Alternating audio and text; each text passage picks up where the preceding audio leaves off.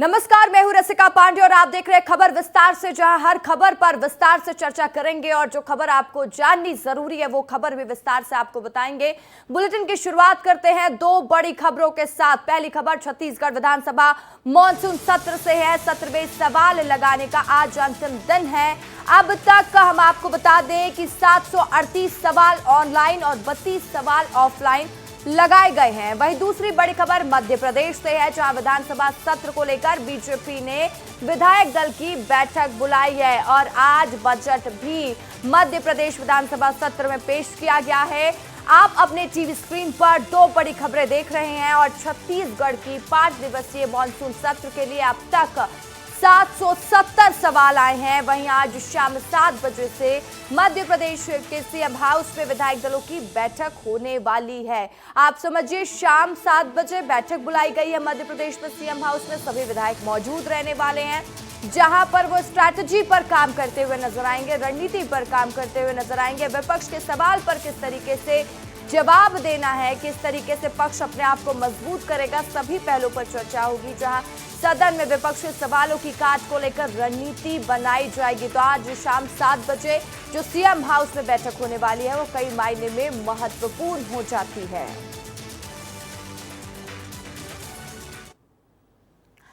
तो देखिए, इस वक्त की बड़ी खबर का रुख कर लेते हैं, क्योंकि छत्तीसगढ़ को मिली है केंद्र सरकार से बड़ी सौगात। अब आप सोच रहे होंगे केंद्र सरकार ने छत्तीसगढ़ को ऐसा क्या दे दिया, तो मैं विस्तार से आपको बता दूं कि केंद्र सरकार ने राज्य में राजीव लोचन कॉरिडोर को मंजूरी दे दी है। ये एक बड़ी सौगात है। राजीव लोचन मंदिर, जहां पर श्रद्धालुओं की आस्था है, राजिम का राजीव लोचन मंदिर, जहां पर कॉरिडोर बनाया जाएगा और ये पर्यटन की दृष्टि से भी इसको बढ़ावा मिलेगा। साथ ही 5 प्रमुख शक्तिपीठों को जोड़ने की परियोजना को भी मंजूरी दे दी गई है। सांसद बृजमोहन अग्रवाल ने पर्यटन मंत्री रहते हुए ये पहल की थी, जिसके बाद नवा रायपुर, पुरखौती और देखिए कन्वेंशन सेंटर बनाने की भी मंजूरी मिल गई है। सिरपुर स्थित बागेश्वरी मंदिर में जीर्णोद्धार को भी स्वीकृति प्रदान की गई है, यानी रेनोवेशन का काम बागेश्वरी मंदिर में करवाया जाएगा। वहीं केंद्र सरकार ने विभिन्न कार्यों के लिए डिटेल प्रोजेक्ट रिपोर्ट की भी मांग की है।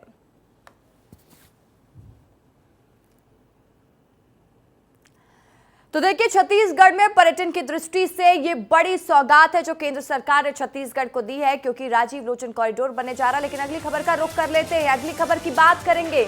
छत्तीसगढ़ में बीजेपी का सहयोग केंद्र शुरू होगा। कार्यक्रम के माध्यम से आम जनता और कार्यकर्ताओं की समस्या सुनेंगे। बीजेपी कार्यालय में सहयोग केंद्र आयोजित किया जाएगा, जहां मंत्री अलग अलग दिन सहयोग केंद्र में मौजूद रहेंगे और दोपहर 2 बजे से 5 बजे तक समस्याओं की सुनवाई करेंगे। 4 जुलाई को मंत्री लखनलाल देवांगन मौजूद रहेंगे। वहीं 5 जुलाई को मंत्री दयालदास बघेल समस्या सुनेंगे। 8 जुलाई को उप मुख्यमंत्री अरुण साव आम जनता और कार्यकर्ताओं की समस्याओं का निराकरण करेंगे। साथ ही 9 जुलाई को स्वास्थ्य मंत्री श्याम बिहारी जायसवाल सहयोग केंद्र के माध्यम से लोगों की समस्याओं का निराकरण करेंगे।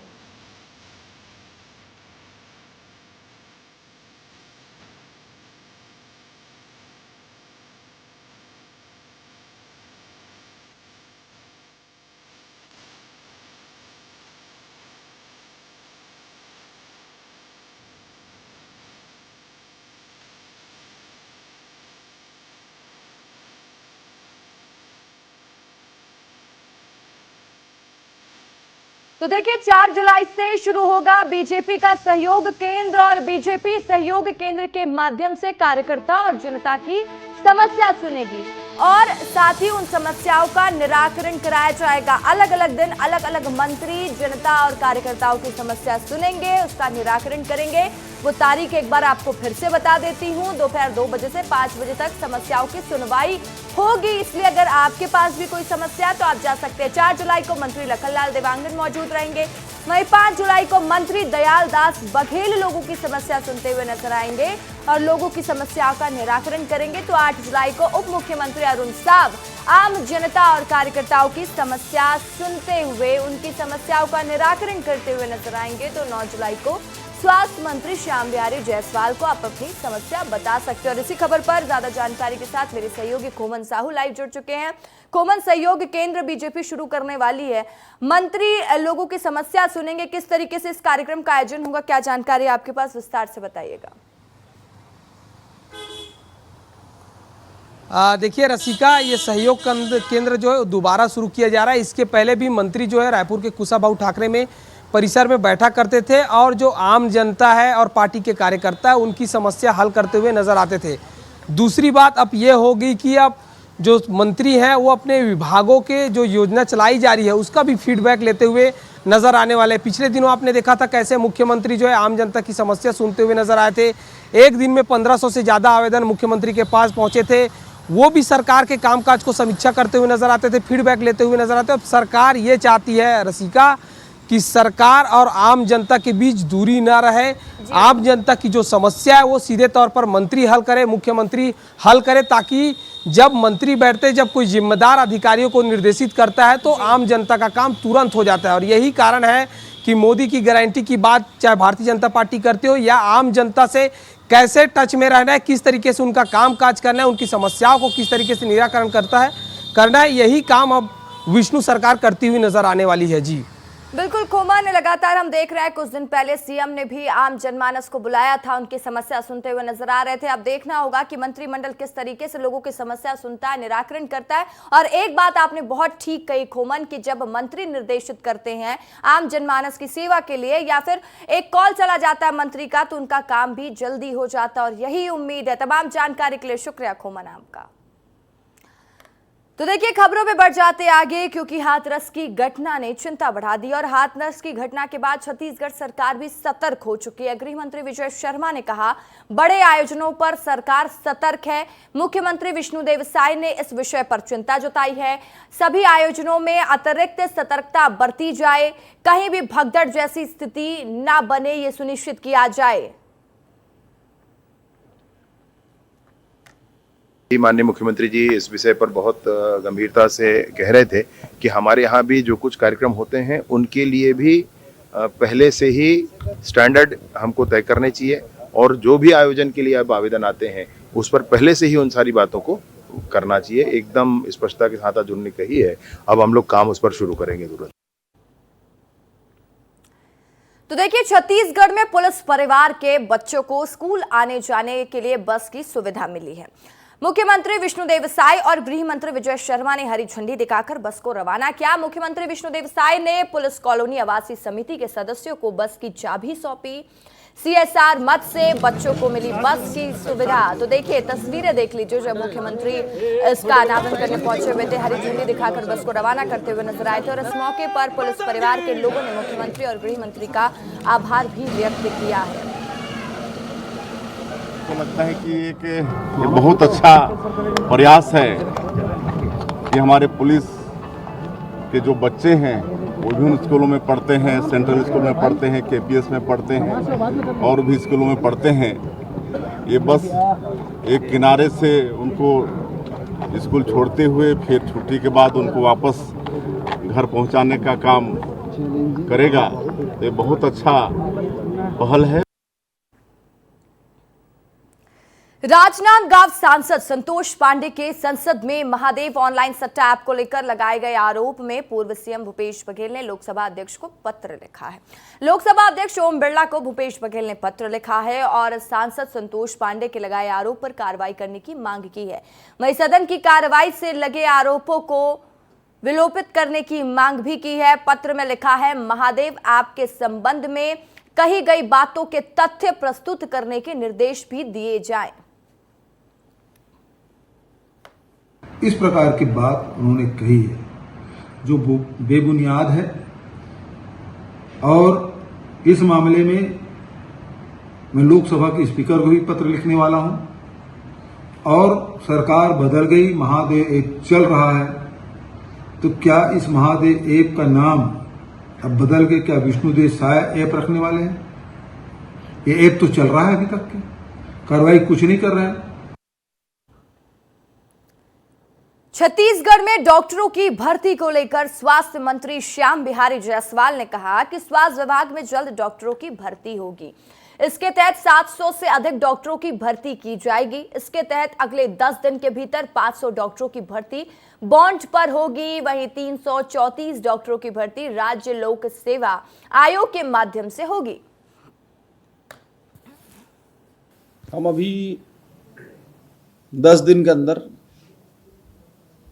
करीब 500 डॉक्टरों की नियुक्ति कर रहे हैं।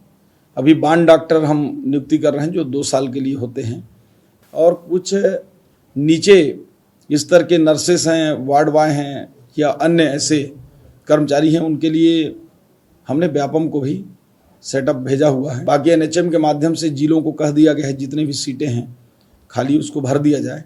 तो इस प्रकार से आने वाले समय में डॉक्टरों की कमी को समाप्त किया जाएगा।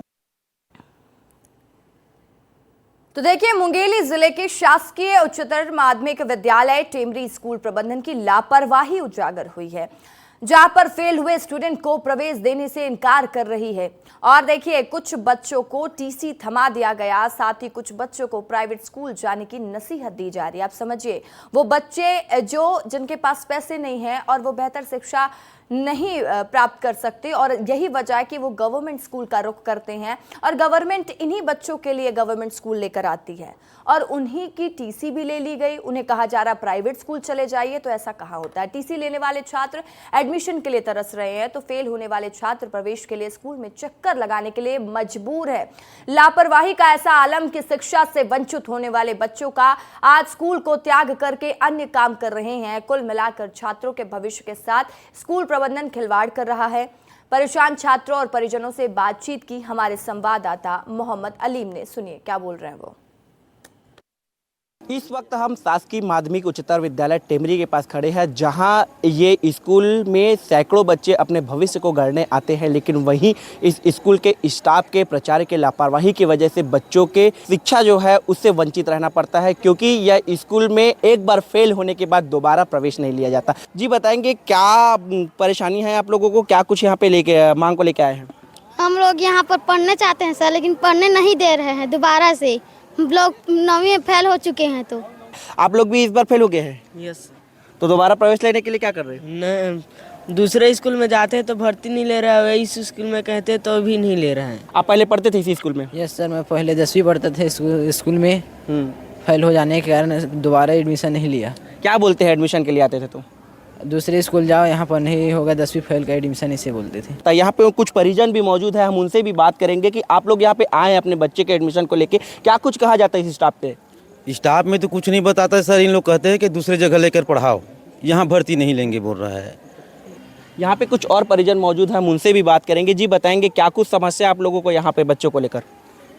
लड़का हम और 9वीं में फेल कर दे है, तो मैं कल आए रहे हैं, फिर तो दूसरे जगह ले जाओ भाई, फेल हो लेकर नहीं लेवन, नवा लेकर आवत लेबो, हमारे में जगह साकेट है, ऐसे कही। तो आप लोग कैसे करते होंगे फिर एडमिशन नहीं ले रहे तो? हम नहीं ले रहे तो क्या करबो साहब, रोजगार पढ़े रही लड़का, पढ़ाई छोड़ देंगे। तो पढ़ाई छोड़ी नहीं ली तो क्या करी भाई, कोई जगह स्कूल में भर्ती ले भी नहीं करते, के लिए साधन नहीं है सर, साधन नहीं है, जगह नहीं है, तो भाई वो अगले से पढ़ाते सर, ओखा जगह तो रही चिन्ह भाई।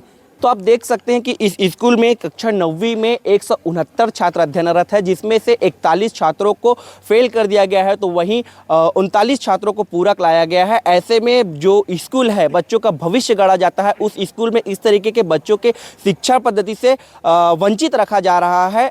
विस्तार न्यूज़ के लिए मुंगेली से मोहम्मद अली। तो आपने सुना, हमारे संवाददाता मोहम्मद अलीम बच्चों से बात कर रहे थे, बच्चों ने अपनी परेशानी बताई, और सवाल ये उठता है कि अगर बच्चे फेल हो गए हैं तो उन्हें आप एडमिशन देंगे ना, उनको टीसी देकर ये नहीं बोल सकते कि आप प्राइवेट स्कूल पर जाएं।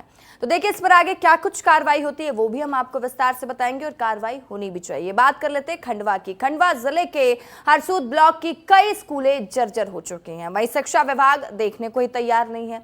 बारिश के दिनों में बच्चों को बिठाना ही मुश्किल हो जाता है। इतना ही नहीं, डर भी बना रहता है कि कहीं सर के ऊपर छत से निकलने वाला गिट्टी ना गिर जाए। आप समझिए स्कूल की स्थिति कितनी जर्जर है। ऊपर पन्नी लगाया गया है।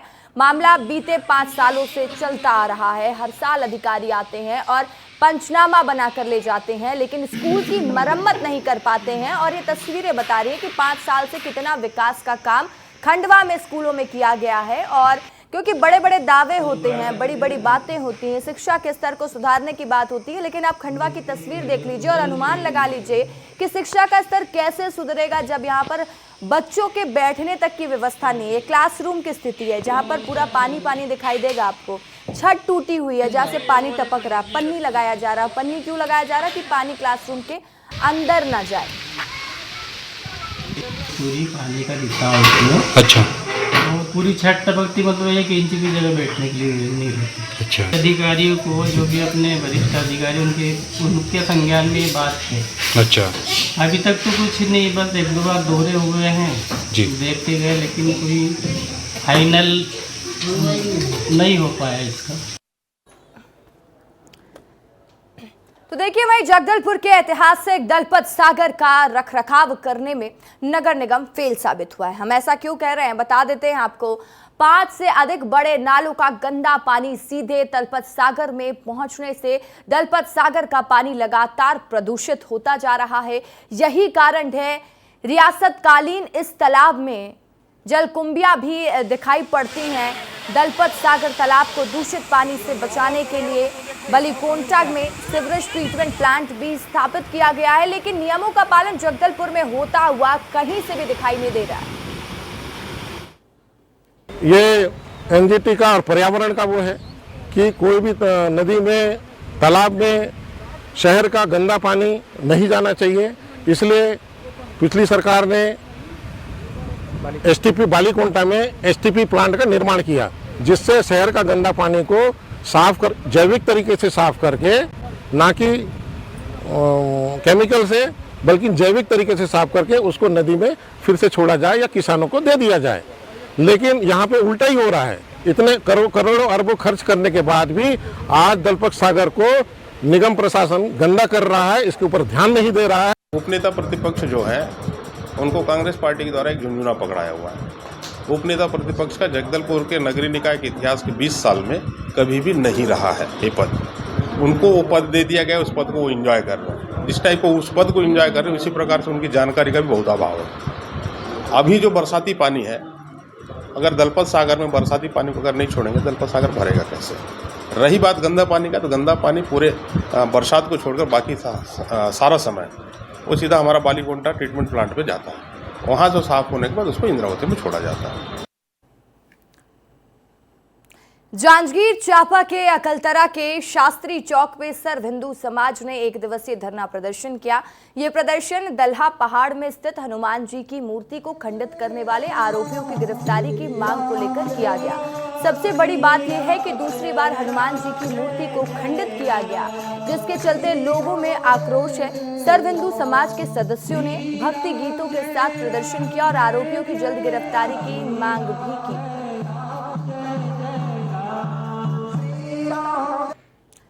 बलौदा बाजार में सिलेंडर भरा ट्रक पलट गया और ट्रक सलतरा से लोड होकर ग्राम कोसमंडा तक जा रहा था और ये हादसा भाटापारा से बलौदा बाजार मुख्य मार्ग खपराडीह के पास हुआ है। किसी के हताहत होने की खबर नहीं है। खबर कोरिया से है। कोरिया जिले में जल जीवन मिशन योजना के लिए खोदे गए गड्ढे आम नागरिकों के लिए मुसीबत का सबब बन गए हैं। ज्यादातर जगह पर मुख्य सड़क के बगल में या लोगों के घर के सामने गड्ढे खोदे गए हैं, लेकिन उन गड्ढों को ठीक से नहीं भरने के कारण लोगों को मुश्किलों का सामना करना पड़ रहा है। तस्वीरें देख लीजिए। ताजा मामला बैकुंठपुर विकासखंड के अंतर्गत आने वाला बड़गांव पंचायत का बताया जा रहा है, जहां पर जल जीवन मिशन योजना के तहत पाइपलाइन में विस्तार के लिए खोदे गए गड्ढे के साथ इस तरीके की हरकत की और गड्ढों को भरा नहीं गया, जिसकी वजह से लोगों को दिक्कतों का सामना करना पड़ा। इस संबंध में तो सभी ठेकेदारों को निर्देशित किया गया है कि जो भी पाइपलाइन का काम है उसको ये पुनः वास्तविक इसके ओरिजिनल पोजीशन में रेस्टोरेट कर दें, ताकि किसी तरह की दुर्घटना नहीं हो। फिर भी यदि कहीं ऐसा शिकायत है तो वो काम पूरा किया जाएगा, ताकि कोई दुर्घटना नहीं हो पाए भविष्य में। जगदलपुर में कल देर रात चित्रकूट वाटरफॉल के पास इंद्रावती नदी में तेज बहाव में फंसे 3 युवकों का रेस्क्यू कर लिया गया है। एसडीआरएफ की टीम ने कड़ी मशक्कत के बाद 3 युवकों को सकुशल रेस्क्यू किया और वहां से निकाला। वाटरफॉल के आगे मिनी गोवा नामक स्थान में कल शाम 6 बजे से 3 युवक फंसे थे।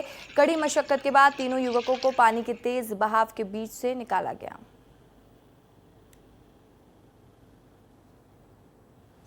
तो वहीं देखिए, महादेव सट्टा ऐप पर दुर्ग पुलिस की बड़ी कार्रवाई देखने को मिली है। एसीसीयू की टीम ने रायपुर में घर में छापेमार कार्रवाई की, जो 80 लाख रुपए कैश बरामद किए गए। साथ ही 4 आरोपियों को हिरासत में लिया गया। एसीसीयू की एडिशन एसपी ऋचा मिश्रा ने इसकी पुष्टि की है। पुलिस की आशंका है कि ये पैसे हवाला का हो सकता है और मुख्य आरोपी की तलाश में अभी भी पुलिस हाथ पैर मार रही है। पुलिस जल्द ही इस पूरे मामले का खुलासा करने वाली है।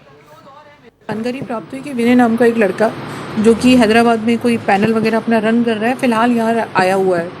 इसके बाद इसका पीछा जब लगभग जो है बहुत फिल्मी स्टाइल से हम लोग ने रायपुर से किया। रायपुर से करके जब ये अपने घर पहुँचा तब हमने इसको पकड़ा तो उस दिन इसके पास हमको सूचना मिली कि 3 पैनल इसके हैदराबाद में रन कर रहे हैं। हैदराबाद में एक बड़े बैंक फ्रॉड के लिए और एक गुम इंसान के लिए हमारी टीम ऑलरेडी थी। तो विद इन 2 आवर्स इसके पकड़ने के बाद हमने हैदराबाद में भी रेड की। रायपुर से बड़ी खबर है, जहां आईपीएस अरुण देव गौतम और हिमांशु गुप्ता का प्रमोशन हो चुका। बड़ी जानकारी हम आपको दे रहे हैं। दोनों आईपीएस से डीजी और प्रमोट होकर बने हैं डीजी। गृह विभाग ने आदेश जारी कर दिया है। आईपीएस अरुण गौतम 1992 बैच के आईपीएस अधिकारी हैं। हिमांशु गुप्ता 1994 बैच के भारतीय पुलिस सेवा के अधिकारी हैं।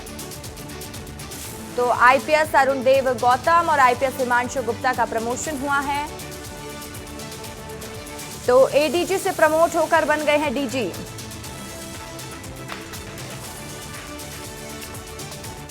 मनेंद्रगढ़, चिरमिरी, भरतपुर जिले के वहीं देखिए वनांचल क्षेत्र में जनकपुर के भगवानपुर ग्राम पंचायत में पीएचई विभाग ने बड़ी लापरवाही देखने को मिली। अब ये पूरी लापरवाही है पीएचई विभाग की, जहां जल मिशन के तहत चल रहे काम में ठेकेदार की मनमानी चल रही है। जहां पानी की सप्लाई के लिए जगह जगह वॉल चैम्बर बनाया गया है, उस वॉल चैम्बर को आधा अधूरा काम कर खुले में छोड़ दिया गया है, जो कि ग्रामीणों के लिए कभी भी हादसे का सबब बन सकता है। और इस खुले वॉल चैम्बर में मवेशी से लेकर बच्चों के लिए भी खतरा बना हुआ है। बोले कि महान मत बनाओ, तो वो बोला नहीं भैया जमीन की नीचे रहेगी, प्लेट ढकेगी। मैं कहूँ ठीक है बना दो।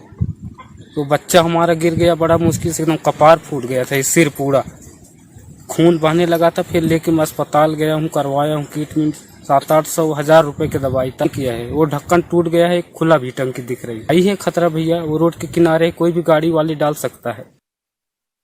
ठेकेदार के द्वारा पीएचई के द्वारा आधा अधूरा काम करा के, जैसे अपन लोग हैंडपंप सुधार हो गया, नल जल जो चल रहा है उसका काम ऑलरेडी वो ठीक है, उसका जो भी टूट फूट आता है अपन लोग करवा देते हैं। लेकिन जल जीवन मिशन का जो टंकी बन रहा है, पाइपलाइन आज तक कंप्लीट नहीं हुआ है। तो देखिए रायगढ़ शहर में मंगलवार रात चक्रधर नगर चौक स्थित ओम ज्वेलर्स के 2 कर्मचारियों से लूट की घटना सामने आई है, जहां 2 बाइक सवार सोना चांदी और जेवरात लूट कर फरार हो गए। घटना की जानकारी मिलते ही चक्रधर नगर पुलिस के साथ रायगढ़ पुलिस दिव्यांग पटेल और मौके पर पहुंचे और मिली जानकारी के अनुसार शहर के चक्रधर नगर चौक पर स्थित ओम ज्वेलर्स के संचालन रोज की तरह अपने दुकान बंद करने के दौरान गहनों को अपने घर पर भिजवा रहे थे और उन्होंने रोज की तरह अपने कर्मचारियों को गहने घर भेजने के लिए दिए थे। कर्मचारी आभूषण से भरा बैग लेकर जब निकले तो कुछ दूर में ही वो पहुंचे हुए थे, जहां पर पल्सर से सवार 2 अज्ञात शख्स फिल्मी अंदाज में उनसे बैग छीनकर भाग निकले। ये रोज की तरह थैला में सामान लेके जाते हैं भैया। सरला विला के सामने 2 नकाबपोश और दोनों लड़की के हाथ से उनकी चोटी को पकड़ के अपना गिराए, यहाँ थैला थोड़ा गिरा और अपना उनमें से सामान गिरा और फिर उसके बाद अपना दोनों चौक के पास शाम को दुकान बंद करके जब प्रार्थी अपने घर जा रहे थे तब 2 बाइक सवार उसके हाथ से थैला छीन के ले गए हैं। थैले में सोने चांदी का सामान भरा हुआ था। इस संबंध में जिले की पूरी टीम को लगा दिया गया है, पूरे थानों को अलर्ट कर दिया गया है। जो भी आरोपी है उसका अपने को कुछ सीसीटीवी फुटेज मिला हुआ है और उसके आधार पर अग्रिम जांच कार्रवाई जारी है। कोरबा के एनटीपीसी राखड़ डैम में ओवरफ्लो के कारण एनटीपीसी की ओर से तटबंध तोड़ने की बात सामने आई है। हम आपको बता दें, तटबंध टूटने से राखड़ पानी से खेत बर्बाद होने से ग्रामीणों ने धरना प्रदर्शन किया। वहीं कटघोरा एसडीएम ने गांव पहुंचकर अधिकारियों से चर्चा की है और उचित मुआवजा देने के निर्देश दिए हैं। इसके बाद ही एनटीपीसी प्रबंधन ने अधिकारियों ने मुआवजा देने की बात कही है। कवर्धा में विस्तार न्यूज की खबर का बड़ा असर देखने को मिला है। पंडरिया के वार्ड क्रमांक 13 और 14 में सीसी रोड और नाली निर्माण कार्य में भ्रष्टाचार की खबर को प्रमुखता से उठाया गया था, जिसके बाद नगरपालिका अधिकारी ने ठेकेदार को नोटिस जारी किया और जांच में सही पाए जाने पर नगरपालिका अधिकारी ने ठेकेदार को नोटिस थमाया।